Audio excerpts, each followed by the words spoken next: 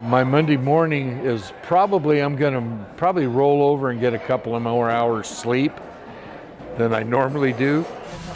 For the first time in more than 40 years, George and Bonnie Bertram won't have to get up before the sun to go work at the Pancake House in McCall. No more restocking coffee mugs or putting that parsley garnish on the massive plates coming out of the kitchen, because on Sunday, it'll be the last dance, the last day for the Pancake House there in McCall. And the Bertrams will actually begin their retirement. So congratulations on the retirement. But they announced that this week they have finally sold the building in McCall after 4 years of it being on the market. But the new owners, they tell us, will not be keeping the kitchen. In fact, they tell us it won't be a restaurant at all, much to the disappointment of George and Bonnie. They say they tried, but nobody wanted to keep it going as a restaurant. 43 years ago, they took over the Pancake House, what was once a literal house located right along Highway 55 as you drive north into McCall. And for nearly 2 decades, they served countless customers from those cramped quarters. In 2002, they opened the 11,000 square foot log cabin lodge style, complete with 6 grills and enough to seat more than 200 people.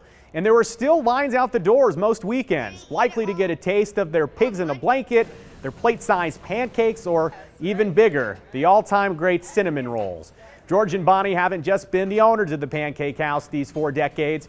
Every day, aside from a few vacations here and there, George and Bonnie were either out on the floor or in the kitchen, working right alongside their employees.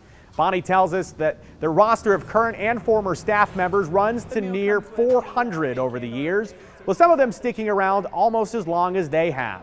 The Bertrams say that their Pancake House family will be what they will miss most about not showing up for work on Monday.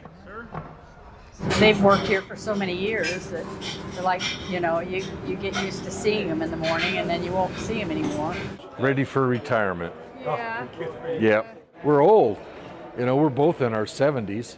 When you get to that point, you kind of realize that